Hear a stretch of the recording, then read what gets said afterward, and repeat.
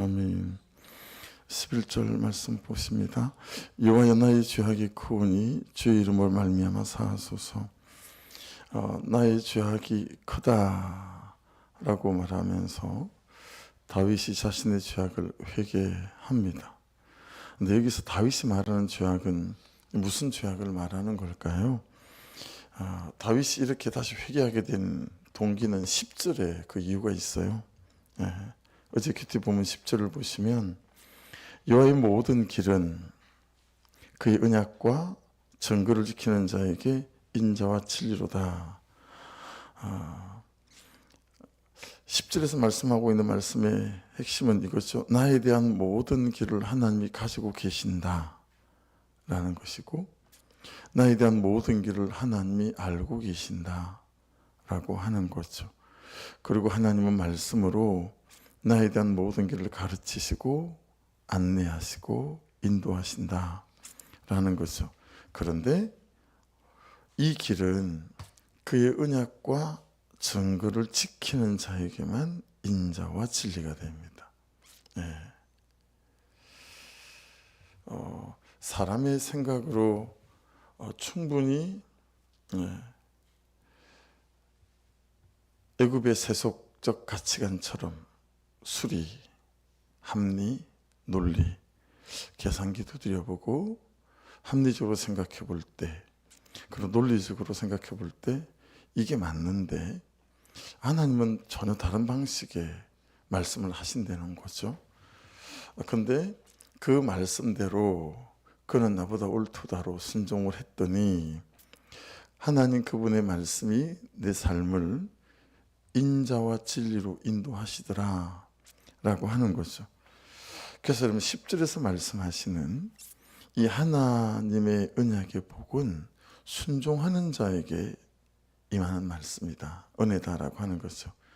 그러나 다윗은 잠시 어느 때, 그렇죠, 순종 대신 불순종, 죄악을 행했기 때문에 지금 인생의 큰 공경에 처해 있다라고 하는 것이죠. 따라서 그는 이 죄악을 회개하고 있는 거다라고 하는 것입니다. 그래서 여러분, 지금 우리가 보고 있는 시편에서도 죄와 죽음의 길과 순종의 생명의 길은 서로 대조가 됩니다. 그렇죠? 불순종은 우리로 죄와 죽음의 길을 걷게 하는데, 이런 삶은 내가 이용할 수 있는 모든 선택권을 다 없애버리는 거죠. 보세요 여러분, 내가요 내 마음대로 싫어 안 가, 안 해, 그렇게는 내가 못하겠다. 내 감정이 가고 내 현실이 주장하는 대로 내 앞에 있는 인생의 때마다 수만 가지 갈래길이 있을 때가 있잖아요. 그렇죠? 그 갈래길에서 내 뜻대로 내가 가고 싶은 길을 선택할 수 있죠. 그렇게 해버리는 거죠. 근데 문제는 뭐냐면 그 길을 선택할 수 있어요, 여러분. 그리고 그 길을 걸을 수도 있어요. 그렇죠? 그 길을 선택하는 것도 될 수 있고 또 내가 하고 싶은 것을 선택할 수도 있어요. 근데 문제는 뭐냐면 그 길 끝에서 만나는 자기 자신에게 찾아오는 결과는 선택할 수 없다라는 거예요. 그렇잖아요. 이 길로 갈까 저 길로 갈까. 근데 이 길은 오래 참아야 돼. 들을 말을 들었습니다를 해야 되는 거예요. 딱 싫은 거죠. 그래서 이 길을 선택했어. 길은 선택할 수 있다니까요. 문제는 뭐냐면 그 길 끝에서 찾아오는 그 결과는 선택할 수 없다라고 하는 거죠. 그냥 그 길을 선택한 그 결과와 그 열매를 내가 먹어야 된다라고 하는 거죠. 그래서 진리와 생명의 길을 따른다라고 하는 것은 내 길이 아니라 말씀이 말씀하시는 길을 따라간다라고 하는 거겠죠. 그래서 여러분이 잘 아시듯이 내가 선택한 길이 내 운명을 결정하죠. 달리 다른 게 없습니다. 주의 이름을 인하여 사하소서. 여러분, 주의 이름은 항상 뭐가 들어있죠? 하나님의 성품대로 주의 이름이 만들어져 있어요. 그렇죠? 이와 샬롬 평강을 주시는 하나님, 이와 치드케누 의가 되시는 하나님, 이와 샴마 어디나 함께 하시는 하나님, 그 하나님의 이름에는 그분의 성품이 항상 녹아들어 있습니다. 따라서 이 말씀은 주의 자비하신 성품을 인하여 저를 사하여 주옵소서라고 고백하는 것입니다. 네. 길을 걷다가요, 길을 묻는 사람 자주 만나세요? 그래도 뭐 한 달에 한 번 정도는 어디로 가려면 어떻게 가야 됩니까? 길을 묻는 사람을 만날 수 있잖아요. 근데 인생의 길을 묻는 사람은 목회하면서는 그런 것 같아요. 하루에 한 번도 만난다 싶을 정도로 제법 자주 목사님 이거 어떻게 해야 될까요? 이렇게 인생의 길을 묻는 사람들을 자주 만나게 되어지는 것 같습니다. 근데 여러분 진짜 많이 만나는 사람은 누군지 아세요? 묻지 않는 사람들입니다. 묻지 않는 사람들이에요. 그리고 그냥 살던 대로 하던 대로 자기가 선택해요. 그 길을 걷습니다. 여러분 묻지 않는 사람보다 더 자주 만나는 사람은 누군지 아세요? 말씀에게 내 인생의 길을 묻지 않는 사람들이에요. 말씀에게 내 인생의 길과 말씀에게 내 선택과 결정을 묻지 않는다라고 하는 것이죠. 나는 말씀에게 나의 길을 묻는가? 나는 말씀에게 나의 선택을 묻는가? 여러분 정직하게 우리가 알면 얼마나 알죠? 우리가 경험을 했으면 얼마나 경험했죠? 여러분 정말 1분 1초 뒤에 여러분의 미래에 대해서 아실 수 있으세요? 정말 우리가 모르는 것이 너무 많지 않습니까? 근데 말씀에게 나의 길과 나의 선택과 나의 결정을 묻지 않는다라고 하는 것입니다. 그냥 계산기 두드리고 합리적으로다가 보편적으로다가 상식적으로다가 그리고 논리적으로다가 내 길을 선택해 나갈 때가 너무 많다. 답답한 사실은 묻는데 못 알아듣고 또 모르겠다는 분도 많이 있습니다. 여러분 어떤 사람이 하나님께서 나의 길과 나의 선택을 말씀하실 때마다 잘 깨닫고 또 알아들을 수 있고 그래서 그 길을 선택할 수 있을까요? 12절을 보십시다. 여호와를 경외하는 자 누구냐? 그가 택할 길을 그에게 가르치시리로다. 여호와를 경외하는 자가 그가 택할 길을 그에게 가르치신다. 이 말은 여러분 항상 말씀으로 우리에게 가르치세요. 그런데 여호와를 경외하지 않는 사람, 하나님과 친밀하지 않는 사람은 이게 살 길인지 죽을 길인지 판단이 안 서요. 그리고 그 말씀하시는 게 들리지도 않아요. 그래서 그 길을 선택하는데 어려움을 가지게 되어지는 거죠. 그래서 정말 이것이 살 길인 것 같아서 권면을 해도 화내죠. 그리고 말씀하시는 길을 선택하지 않죠. 따져요. 목사님 한번 살아보십시오. 그 인간하고 살면 목사님 이리 말씀 못 하실 거요. 뭐 이런 식으로 대답을 하시는 거죠. 어떡하겠어요? 그러니까 여러분 길이 중요한 게 아니고 선택과 결정이 하나도 중요한 게 아니에요. 하나님 그분의 은혜 안에 그분과의 친밀함 안에 그분이 살아계신 하나님으로 나와 지금 현재 어떤 관계에 놓여 있는가가 100번 1000번 중요한 것 같아요. 그게 되어지게 되면 그냥 다른 사람이 볼 때는 죽을 길인데도 갈 바를 알지 못하지만 가는 거예요. 참 보기에 좋아 보이는 17살 아들 이삭을 또 파치로 모리아산으로 출발하는 거죠. 그래서 여호와를 경외하는 자, 야레라는 단어 참 많이 나오죠. 야레. 하나님을 되게 사랑해요. 그런데 하나님을 우습게 여기지 않아요. 여러분 우리는 사랑한다라는 표현이 어때요? 편하게 생각하는 거잖아요. 편하게 생각하는 것을 넘어서서 쉽게 대하잖아요. 그렇죠? 쉽게 대하고 가볍게 대하고 좀 막 말해도 되고 이런 거잖아요. 근데 이 아래는 경외한다라고 하는 것은 하나님을 사랑하는데 하나님이 무서운 거예요. 그럼 무슨 얘기일까요? 정말 하나님이 사실이고 하나님이 내게 실제인 거죠. 여러분, 책으로 읽어본 사람은 그러기가 쉽지 않고요. 누구로부터 들어본 사람도 그러기가 쉽지 않습니다.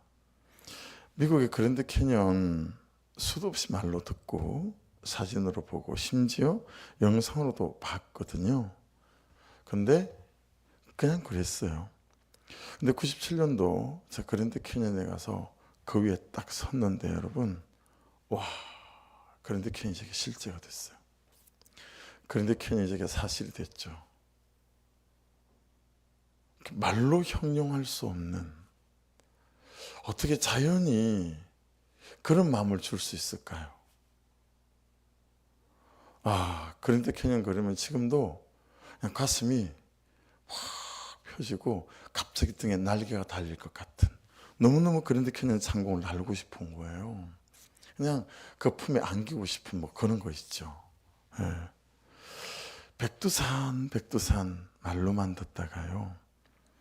96년도에 제가 백두산을 올라갔었거든요. 정상에 도착했을 때 제가 목이 쉬었어요. 거기 일본 집차를 타고 올라가는데 많은 시간이 소요되지 않습니다. 그런데 정상에 섰을 때 제가 목이 쉬었어요.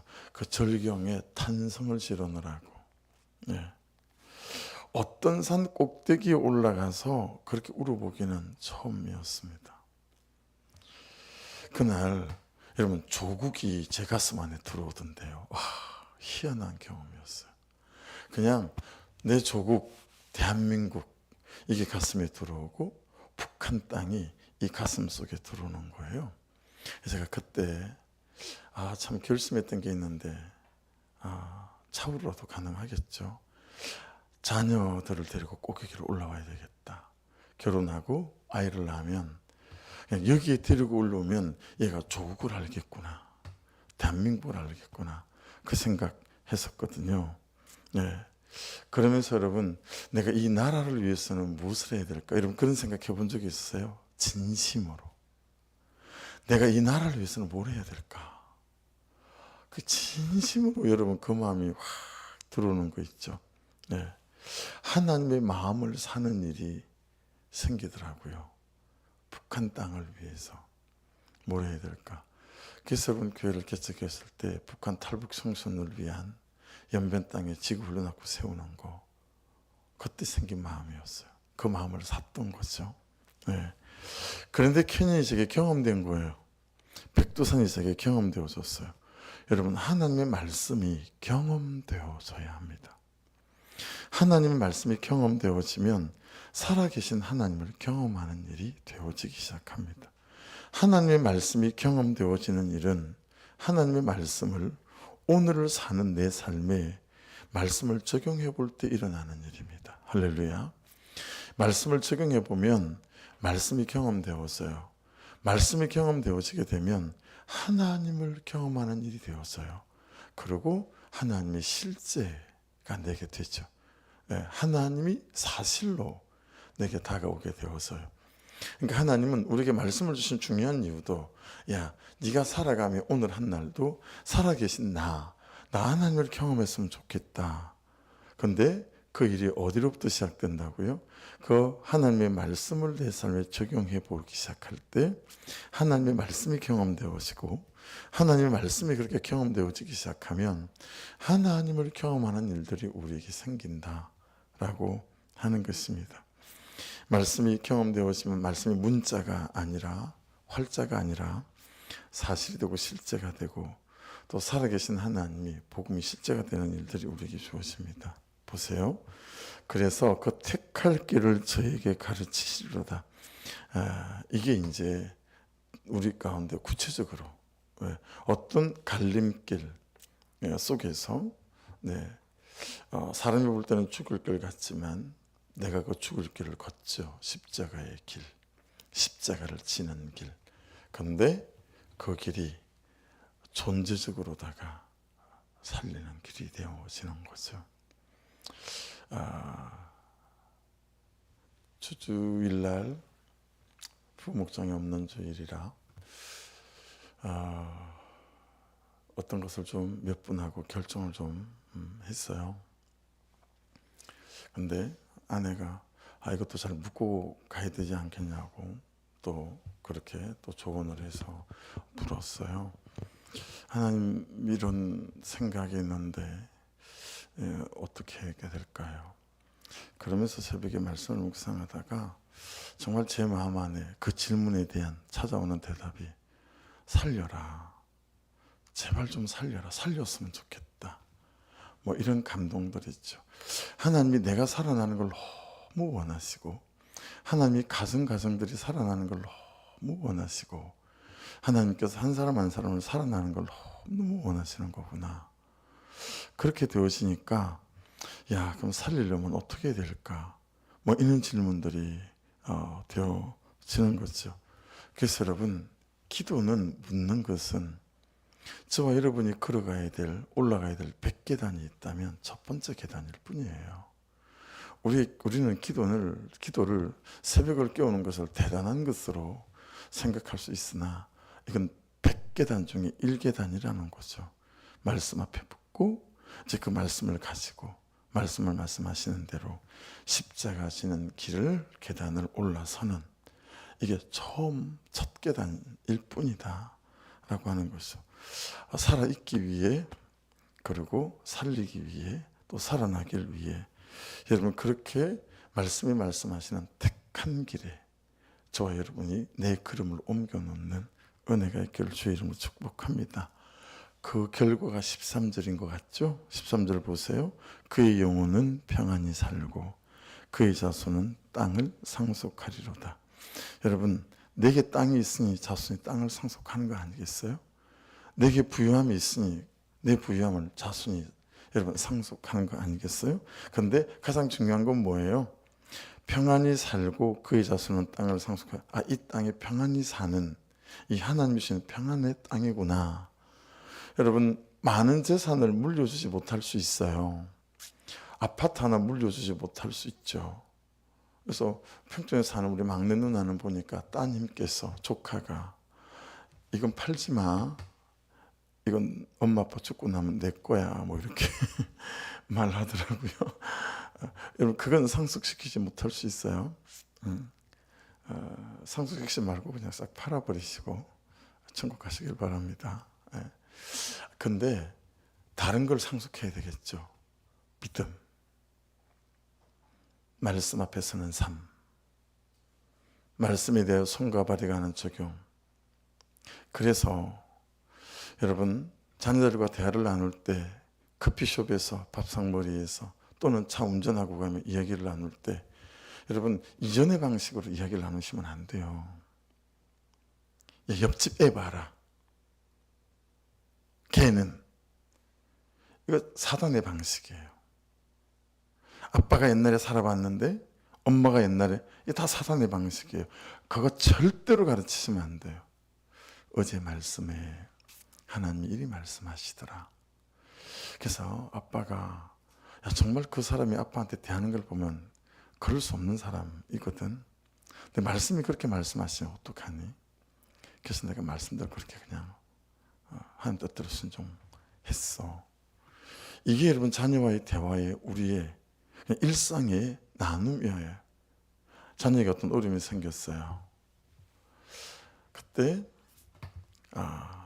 아빠가 그런 일이 있었는데, 엄마가 그런 일이 있었는데, 그때 이 말씀이 주일 말씀이었어. 근데 정말 순종하기 힘들더라. 사실은 아빠가 한 달 동안 순종 못하다가 한 달 뒤에, 네 주님 그렇게 해볼게요. 그래서 엄마가 할머니에게 정말 그 말씀대로 순종을 했었거든. 근데 세상에 이런 결과가 생기는 거 있지. 이게 자녀와의 우리의 대화의 주제여야 하고, 그때 자녀들이 뭘 배우겠어요? 아버지를 통해, 어머니를 통해서 말씀 앞에 서가는 삶에 대해서 연습되고 훈련되고 학습되지 않겠어요? 여러분, 이런 것들이 상속되어지는 은혜가 있기를 주의 이름으로 축복합니다. 말씀대로 살았던 내 삶, 참 어려웠지만 십자가 지렸던 내 삶, 이게 상속되어져야죠. 그럼 더할 나위 없잖아요. 그래서 큐티하면서 제가 자녀들을 위해서 기도하는 건 한 3가지 정도 되는 것 같아요. 하나님, 정말 예수 믿고 구원받게 도와주십시오. 진짜 예수를 믿게 도와주십시오. 두 번째, 하나님, 하나님의 나라와 영광을 위해서 쓰임받는 로아가 되고 수아가 되고 준하가 되고 로이가 되게 도와주십시오. 이거 한참 기도했더니 어느 날 순간 하나님께서 선교사라도 괜찮니? 그래서 입이 딱 닫아지는, 그런 마음으로 확 찾아오시는 것이죠. 와, 근데 처음에는 여러분 입이 확 닫아지더라고요. 그건 아니지요. 뭔지 이런 식으로. 근데 무슨 얘기겠어요? 제 친밀함의 차이인 거죠. 그분과 깊은 사귐과 교제와 그분의 은혜를 했을 때 하나님 어떤 자리며 어떤 길이면 어떻습니까? 당신을 영화롭게 할 수 있고 영혼을 구원할 수 있는 삶의 자리라면 하나님 저 오케이입니다. 제가 할 수 있겠죠. 근데 목사의 삶을 살아보니 너무 녹록지 않아서 내 자녀가 이런 삶 가운데서 가는 게 참 별로 반갑지가 않은 거죠. 그러니 내 친밀함이 없을 때는 하나님 수만 가지 갈래길이 있는데 뭐 굳이 딱 거기 또 거기를 이렇게 되어지겠죠. 그러나 하나님 그분의 은혜 안에 풍성하게 머물 때 어떻게 이 벌레 같은 나를, 이 말씀을 전하는 삶에 나를 불러주셨을까? 황송하고, 참 그럴 때가 있거든요. 또 그럴 때는 하나님 뭐 어떤 자리 못 뒀습니까? 또 이렇게 되어지는 것이죠. 그리고 이제 세 번째가 그런 것 같아요. 자녀를 기도할 때 하나님 말씀이 말씀하시면 어떤 길이라도 반응하고 순종하고 십자가 지는 길이라도 걸을 수 있는 그런 자녀들이 되게 도와주십시오. 왜냐하면 여러분 이 3가지 외에 자녀를 위해서 제가 기도할 수 있는 가장 좋은 기도를 아직 잘 찾지를 못하겠어요. 옛날에는 만남의 축복, 기회 축복, 준비 축복 참 이거 입에 대놓고 줄줄줄 기도했는데요. 제가 방금 말씀드린 그 3가지보다 더 좋은 기도는 아직 찾지를 못하겠어요. 하나님을 영원롭게 하고 영혼을 살리는 그 삶, 우리 자녀들이 그렇게 도와주십시오. 말씀 앞에 서고 말씀이 말씀하신 말씀대로 살아가는 이 삶보다 더 좋은 삶을 못 찾겠는 거예요. 여러분 그 삶 속에 계셔서 그 삶들이 여러분의 자녀들에게 상속되어지는 은혜가 있기를 주의 이름으로 축복합니다. 삶이 평안해서가 아니라 살아계신 하나님이, 나를 사랑하시는 하나님이 사실이라, 그런 거죠. 이렇게 하나님을 경외하는 자에게 있는 것이 2가지인 것 같아요. 14절에 보십시오. 여호와의 친밀하심이 그를 경외하는 자들에게 있으며, 하나님 그분하고 너무 친밀한 거죠. 2번째 뭐예요? 그의 언약을 그들에게 보이시리로다. 하나님 그분이 날마다 말씀을 보여주시고 약속을 깨닫게 하시고, 그 약속을 가지고 살아가게 만드시고, 그렇게 하시는 거죠. 그래서 우리가 하나님 그분의 메신저도 되고, 그죠? 그리고 그를 살리는 하나님의 통로, 도구가 되고, 해서 여러분 되어지는 삶, 15절 위에 소제목을 그렇게 달았어요. 되어지는 삶, 말릴 수 없는 삶, 그리 안 살 수 없는 삶. 왜 그럴까요? 가장 감격이 있는 삶이니까. 말릴 수가 없는 거예요, 누구도.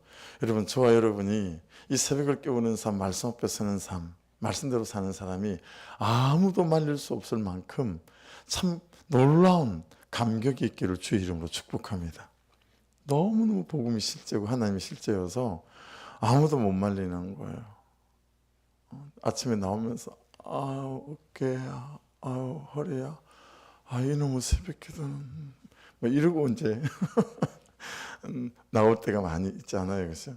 근데 이제 그럴 수는 있어도 돌아가실 때는 날아갈 듯이 육체적으로 치유함이 있고 마음에도 깊은 감격이 있기를 주의 이름으로 축복합니다. 제가 항상 그렇게 여러분들을 중보하겠습니다. 중보하겠습니다.